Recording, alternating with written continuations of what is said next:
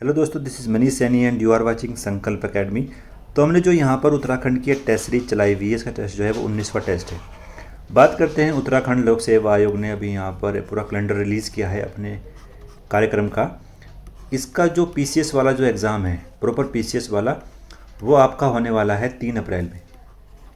3 अप्रैल में आपका ये एग्ज़ाम अब होने वाला है।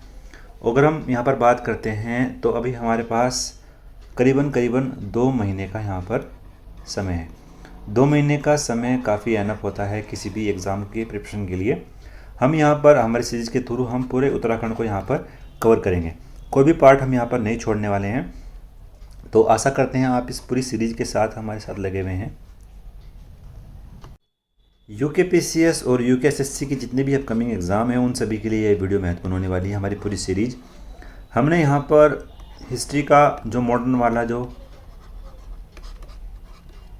जो हिस्सा है वहाँ पर पूरा कवर कर लिया है। लगभग 1 या 2 वीडियो वहाँ पर अभी बची हुई हैं, ताकि हम पूरा यहाँ पर इसको कवर कर लेंगे। यूकेएसएससी की अगर बात करते हैं, लेखपाल और पटवारी वाला जो एग्ज़ाम है वो भी अभी होना बाकी है। और यहाँ पर बात करते हैं कांस्टेबल वाला और उत्तराखंड एसआई वाला, तो भी बहुत से एग्ज़ाम अभी होने बाकी हैं।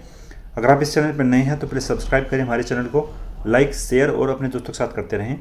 अब चलते हैं अपने पहले प्रश्न की तरफ। बात करते हैं पहले प्रश्न के बारे में। पहला प्रश्न जो हमारे पास है वो ये है कि टाइगर वॉच योजना कब शुरू की गई? तो ये शुरू की गई थी 1991-92 में। सही उत्तर जो होगा वो होगा हमारा यहाँ पर ए। बात करते हैं 1990 और 1991 में यहाँ पर स्नो लेपर्ड के लिए एक योजना चलाई गई थी, स्नो लेपर्ड योजना। तो हिम तेंदुए के लिए यह योजना चलाई गई थी। बात करते हैं अन्य कौन कौन सी और हमारे पास यहाँ पर योजनाएं हैं। तो 1972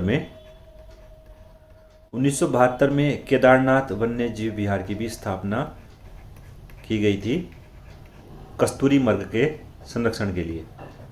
कस्तूरी मृग के संरक्षण के लिए यहाँ पर इसकी स्थापना की गई थी। फिर हम बात करते हैं 1977 में मेहरुड़ी में भी एक यहाँ पर कस्तूरी मृग अनुसंधान केंद्र की भी स्थापना की गई थी। और बात करते हैं हम यहाँ पर, तो 1980 और 81 में कस्तूरी मृग फार्म के तहत यहाँ पर 1982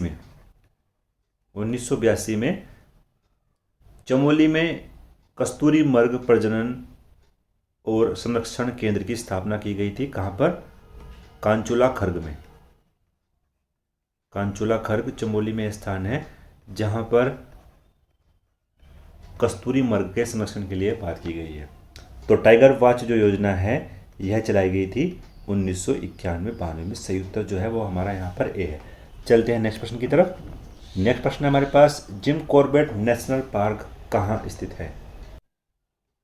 तो यहाँ पर जिम कॉर्बेट नेशनल पार्क का जो संग्रहालय है वो स्थित है कालाडूंगी में। सही उत्तर जो होगा वो होगा हमारा यहाँ पर ए।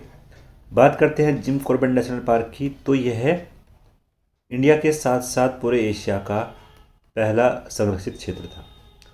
और सही उत्तर है हमारा यहाँ पर कालाडूंगी। चलते हैं नेक्स्ट प्रश्न की तरफ।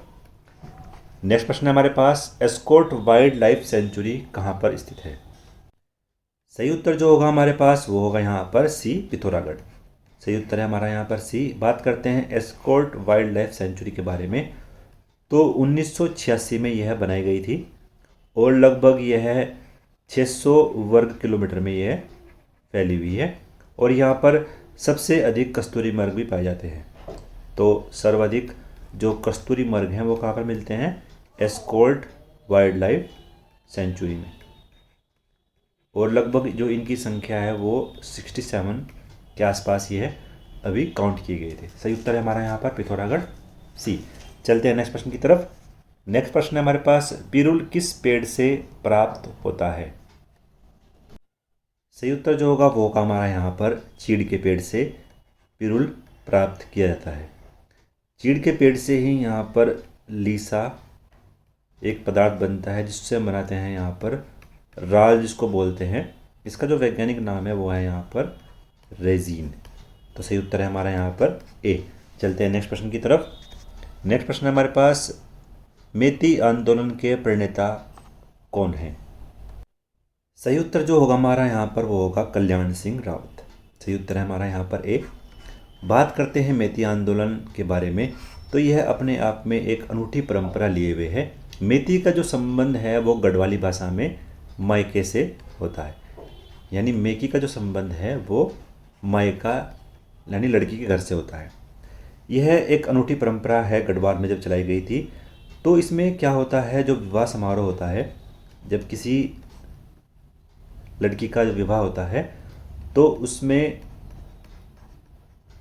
वर और वधू द्वारा यहाँ पर एक पौधे का रोपण किया जाता है और इस पौधे की पूरी जिम्मेदारी लड़की के मायका पक्ष की होती है और इस पौधे की पूरी जिम्मेदारी, उसकी देखभाल की जिम्मेदारी मायका पक्ष की होती है। और लगातार यह जो आंदोलन है पूरे गढ़वाल में लगाया जा रहा है।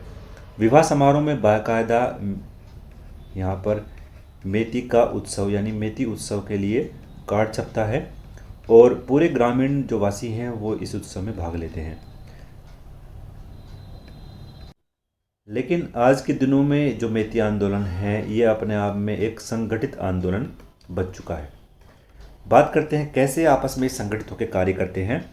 जितनी भी गांव की जो सारी युवतियाँ हैं वो आपस में मिलकर एक मेती संगठन के संचालन के लिए अपनी अध्यक्ष चुनती हैं और उसको दीदी का दर्जा दिया जाता है, जिसके बाद उसके निर्देश पर हर युवती अपने अपने घरों में एक बीज या पौधे को रोपती है और बरसात के दिनों में वो इनको पंचायती या अन्य किसी सार्वजनिक भूमि पर उनको सामूहिक तौर से लगाया जाता है।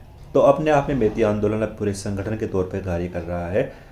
बात करते हैं जब ये आंदोलन चलाया गया था वो वर्ष क्या था, तो 1996 से यह आंदोलन लगातार चल रहा है। काफ़ी अनूठी पहल है यह पूरे उत्तराखंड की। चलते हैं नेक्स्ट प्रश्न की तरफ। नेक्स्ट प्रश्न है हमारे पास, प्रथम नेशनल पार्क किस जिले में स्थापित है?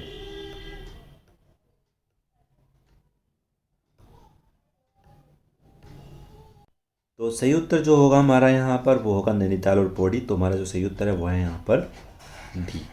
बात करते हैं प्रथम नेशनल पार्क के बारे में, तो वो पार्क है यहाँ पर Jim Corbett National Park. Jim Corbett National Park ही भारत और पूरे एशिया का जो है प्रथम नेशनल पार्क था। अगर बात करते हैं इस पार्क के बारे में तो यह है 520.82 वर्ग किलोमीटर में फैला हुआ है। तो इतने वर्ग किलोमीटर में यह फैला हुआ है और दो ज़िले पौड़ी और नैनीताल। बात करते हैं नैनीताल में इसका कितना एरिया है, तो नैनीताल में जो इसका एरिया है वो 208.8 वर्ग किलोमीटर है और पौड़ी में जो इसका एरिया है वो कितना है 312.76 जो इसका वो एरिया है। तो सही उत्तर जो होगा हमारा यहाँ पर वो होगा हमारे यहाँ पर डी। चलते हैं नेक्स्ट प्रश्न की तरफ। नेक्स्ट प्रश्न हमारे पास, नंदा देवी राष्ट्रीय पार्क स्थित है? तो नंदा देवी जो राष्ट्रीय पार्क है वो स्थित है चमोली में। सही उत्तर जो है हमारा यहाँ पर वो होगा सी। बात करते हैं नंदा देवी राष्ट्रीय पार्क की स्थापना के बारे में, तो यह बनाया गया था 1982 में और 624 वर्ग किलोमीटर में यह फैला हुआ है। तो सही उत्तर हमारा जो है वो है चमोली। बात कर लेते हैं नेक्स्ट प्रश्न के बारे में। नेक्स्ट प्रश्न हमारे पास, चरक संहिता में उत्तराखंड क्षेत्र को क्या कहा गया है? तो यहाँ पर कहा गया है उसको वनस्पति बगीचा। सही उत्तर है हमारा यहाँ पर बी। चरक संहिता में उत्तराखंड को वनस्पति बगीचा कहा गया है। उत्तराखंड प्राकृतिक वनस्पतियों का बहुत बड़ा खजाना है और यहाँ पर जो हिमालय क्षेत्र है, हिमालय क्षेत्र को कहा गया है हिमवंत औषधा भूमि नाम। तो पूरे क्षेत्र को कहा गया है हिमालय के यहाँ पर ये, और उत्तराखंड को कहा गया है वनस्पति बगीचा। चलते हैं नेक्स्ट प्रश्न की तरफ। नेक्स्ट प्रश्न जो हमारे पास है यहाँ पर वो ये है कि वनों की नीलामी के लिए राज्य स्तरीय आंदोलन कब चलाया गया? तो सही उत्तर जो होगा वो होगा हमारा यहाँ पर 1977 से 78 में यह आंदोलन चलाया गया था और वनों की नीलामी के लिए यह पूरा आंदोलन चला था 1997 में। और इसका विरोध इतना अधिक बढ़ता चला गया कि नैनीताल को जो सेले हाल है वह आंदोलनकारियों द्वारा फूंक दिया गया था। फलस्वरूप यहाँ पर कुछ छात्रों की जो है गिरफ्तारी भी की गई और पहली बार उत्तराखंड यहाँ पर बंद हुआ था फरवरी 1978 में। फरवरी 1978 में यहाँ पर यह बंद पड़ा और सही उत्तर जो होगा हमारा यहाँ पर वो होगा सी। चलते हैं नेक्स्ट प्रश्न की तरफ। नेक्स्ट प्रश्न है हमारे पास, पानी राखो आंदोलन के सूत्रधार हैं। सही उत्तर जो होगा हमारा यहाँ पर वो होगा ए, सच्चिदानंद सिन्हा। सही उत्तर है हमारा यहाँ पर ए। बात करते हैं पानी राखो आंदोलन के बारे में। तो यहाँ पर ये आंदोलन चलाया गया था पौड़ी में। पौड़ी के नवयुवकों द्वारा यह आंदोलन चलाया गया था। 80 के दशक में क्या हो रहा था, पौड़ी में पानी की बहुत ही कमी महसूस की गई थी। इसी कमी की वजह से जो वहाँ पर खेती करने वाले जो किसान थे वो भी काफ़ी जो है परेशान हो चुके थे। पहाड़ों पर जो वृक्ष होते हैं उनकी संख्या लगातार कम हो रही थी। तो सच्चिदानंद भारती जी के द्वारा यहाँ पर एक संगठन बनाया गया था, दूधा तोली लोक विकास संस्था इनके द्वारा बनाई गई। और यह लगातार ही पानी की कमी को लेकर आवाज़ उठा रहे थे और इस क्षेत्र में जगजागरण का काम किया उन्होंने। और जो सरकारी अधिकारी थे उन पर दबाव बनाकर जो वनों की कटाई हो रही थी उसको यहाँ पर रोका था और पानी की कमी को, जो वर्षा का जो जल था उसको संरक्षित करने का काम इन्होंने यहाँ पर किया था। वर्षा के जल को संरक्षित करने का काम इन्हीं के द्वारा किया गया था और जो पानी की कमी हो रही थी इस पौड़ी जिले में उसको उन्होंने दूर किया। सही उत्तर है हमारा यहाँ पर ए। चलते हैं नेक्स्ट प्रश्न की तरफ। नेक्स्ट प्रश्न है हमारे पास, पेड़ों पर रक्षा सूत्र बांधकर उनकी रक्षा का संकल्प लेने संबंधी यह आंदोलन 1994 में शुरू हुआ। सही उत्तर जो होगा हमारा यहाँ पर वो होगा टिहरी जिले में यह आंदोलन चलाया गया था। टिहरी जिले का जो भिलखना क्षेत्र है, जो भिलखना वाला जो क्षेत्र है उस क्षेत्र में यह आंदोलन चलाया गया था। यहाँ पर जो ऊंचाई पे जो पेड़ थे, उत्तर प्रदेश जो उस समय विभाग था, उत्तर प्रदेश वन विभाग, तो उन्होंने यहाँ पर वनों की कटाई हेतु जो है कुछ वृक्षों को चिन्ह लगाकर जो है काटने के लिए अनुमति देना था। तो वहाँ की जो महिलाएं थी उन्होंने उन्हीं पेड़ों पर अपने जो है रक्षा सूत्र बांधे थे और इसी वजह से जो है वो कटाव कार्य हो नहीं पाया था। तो इसके जो चिन्ह हैं वो हमें आज भी देखने को मिल जाते हैं उत्तरकाशी आदि जिलों में। इस आंदोलन का जो प्रभाव था वो पूरे उत्तराखंड पे पड़ा था। सही उत्तर है हमारा यहाँ पर बी, टिहरी। चलते हैं नेक्स्ट प्रश्न की तरफ। नेक्स्ट प्रश्न हमारे पास, किस आंदोलन में केवल विवाहित स्त्रियां ही भाग लेती हैं? किस आंदोलन में केवल अविवाहित वही जो स्त्रियां हैं वही भाग लेती हैं? ये पर ये प्रिंटिंग मिस्टेक है, अविवाहित है। तो सही उत्तर जो होगा हमारा है वो होगा यहाँ पर मेती आंदोलन।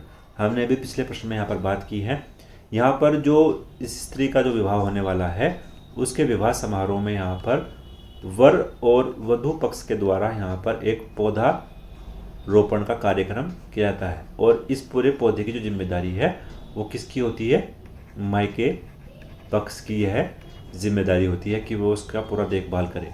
सही उत्तर है हमारा यहाँ पर मेती आंदोलन। चलते हैं नेक्स्ट प्रश्न की तरफ। नेक्स्ट प्रश्न हमारे पास जो है यहाँ पर यह है कि निम्न में से कौन सा नया वन्य जीव विहार कौन सा है? तो सबसे जो नया वन्य विहार है, सबसे नया जो है वो है नंदौर वन्य जीव विहार।